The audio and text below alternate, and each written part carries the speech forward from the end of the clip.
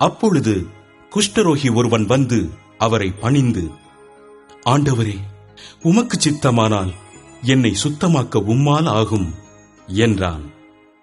இயேசு தமது கையை நீட்டி அவனை தொட்டு, எனக்கு சித்தமுண்டு, சுத்தமாகு என்றார். உடனே குஷ்டரோகம் நீங்கி அவன் சுத்தமானான். இயேசு அவனை நோக்கி, இதை நீ ஒருவருக்கும் சொல்லாதபடி எச்சரிக்கையாயிரு.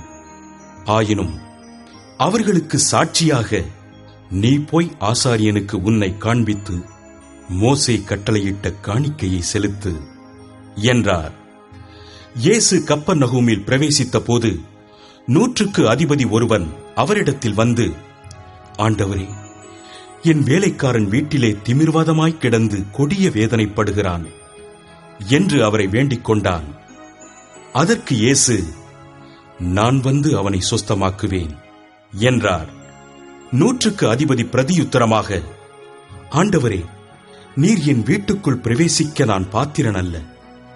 ஒரு வார்த்தை மாத்திரம் சொல்லும், அப்பொழுது என் வேலைக்காரன் சொஸ்தமாவான்.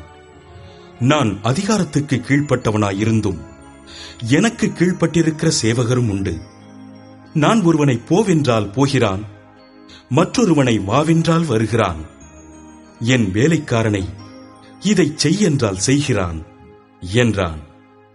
இயேசு இதை கேட்டு ஆச்சரியப்பட்டு தமக்கு பின் செல்லுகிறவர்களை நோக்கி, இஸ்ரவேலருக்குள்ளும் நான் இப்படிப்பட்ட விசுவாசத்தை காணவில்லை என்று மெய்யாகவே உங்களுக்கு சொல்லுகிறேன்.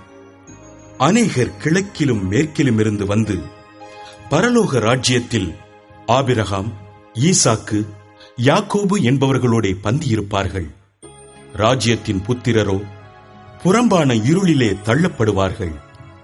அங்கே அழுகையும் பற்கடிப்பும் உண்டாயிருக்கும் என்று உங்களுக்கு சொல்லுகிறேன் என்றார். பின்பு இயேசு 100க்கு அதிபதியை நோக்கி, நீ போகலாம், நீ விசுவாசித்தபடியே உனக்கு ஆகக் கடவது என்றார். அந்த நாழிகையிலேயே அவன் வேலைக்காரன் சொஸ்தமானான். இயேசு பேதுருவின் வீட்டிலே வந்து அவன் மாமி ஜுரமாய் கிடக்கிறதைக் கண்டார்.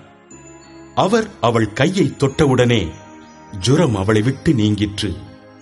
அவள் எழுந்திருந்து அவர்களுக்கு பணிவிடை செய்தாள். அஸ்தமனமான போது பிசாசு பிடித்திருந்த அநேகரை அவரிடத்தில் கொண்டு வந்தார்கள். அவர் அந்த ஆவிகளை தமது வார்த்தையினாலே துரத்தி பிணியாளிகள் எல்லாரையும் சுஸ்தமாக்கினார். அவர் தாமே நம்முடைய பலவீனங்களை ஏற்றுக்கொண்டு நம்முடைய நோய்களை சுமந்தார் என்று ஏசாயா தீர்க்கதரிசியினால் உரைக்கப்பட்டது நிறைவேறும்படி இப்படி நடந்தது. பின்பு திரளான ஜனங்கள் தம்மை சூழ்ந்திருக்கிறதை இயேசு கண்டு அக்கரைக்கு போக கட்டளையிட்டார். அப்பொழுது வேதபாரகன் ஒருவன் வந்து, போதகரே, நீர் எங்கே போனாலும் உம்மை பின்பற்றி வருவேன் என்றான்.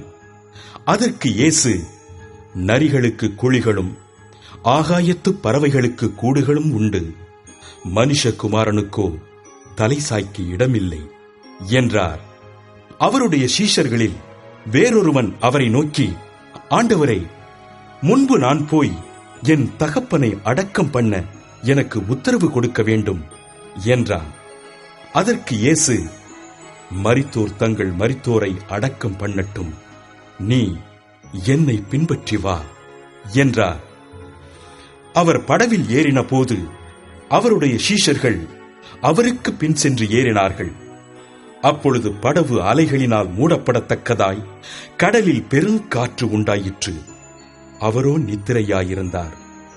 அப்பொழுது அவருடைய சீஷர்கள் வந்து அவரை எழுப்பி, ஆண்டவரே, எங்களை ரட்சியும், மடிந்து போகிறோம் என்றார்கள். அதற்கு அவர், அற்ப விசுவாசிகளே, ஏன் பயப்படுகிறீர்கள் என்று சொல்லி எழுந்து காற்றையும் கடலையும் அதட்டினார். உடனே மிகுந்த அமைதல் உண்டாயிற்று. அந்த மனுஷர்கள் ஆச்சரியப்பட்டு, இவர் எப்படிப்பட்டவரோ, காற்றும் கடலும் இவருக்கு கீழ்ப்படுகிறதே என்றார்கள். அவர் அக்கரையிலே கெர்கசேனர் நாட்டில் வந்தபோது பிசாசு பிடித்திருந்த 2 பேர் பிரேத கல்லறைகளிலிருந்து புறப்பட்டு அவருக்கு எதிராக வந்தார்கள். அவர்கள் மிகவும் கொடியராயிருந்தபடியால் அந்த வழியாக ஒருவனும் நடக்கக்கூடாதிருந்தது. அவர்கள் அவரை நோக்கி, இயேசுவே, தேவனுடைய குமாரனே, எங்களுக்கும் உமக்கும் என்ன? காலம் வரும் முன்னே எங்களை வேதனைப்படுத்த இங்கே வந்தீரோ என்று கூப்பிட்டார்கள். அவர்களுக்கு கொஞ்ச தூரத்தில் அநேகம் பன்றிகள் கூட்டமாக மேய்ந்து கொண்டிருந்தன. அப்பொழுது பிசாசுகள், நீர் எங்களை துரத்துவீரானால் நாங்கள் அந்த பன்றிக் கூட்டத்தில் போகும்படி உத்தரவு கொடும் என்று அவரை வேண்டிக் கொண்டன. அதற்கு அவர், போங்கள் என்றார். அவைகள் புறப்பட்டு பன்றிக் கூட்டத்தில் போயின. அப்பொழுது பன்றிக் கூட்டமெல்லாம் உயர்ந்த மேட்டிலிருந்து கடலிலே பாய்ந்து ஜலத்தில் மாண்டு போயின. அவைகளை மேய்த்தவர்கள் ஓடி பட்டணத்தில் சென்று இந்த சங்கதிகள் எல்லாவற்றையும் பிசாசு பிடித்திருந்தவர்களுக்கு சம்பவித்தவைகளையும் அறிவித்தார்கள். அப்பொழுது அந்த பட்டணத்தார் யாவரும் இயேசுவுக்கு எதிர்கொண்டு வந்து அவரைக் கண்டு தங்கள் எல்லைகளை விட்டு போகும்படி அவரை வேண்டிக் கொண்டார்கள்.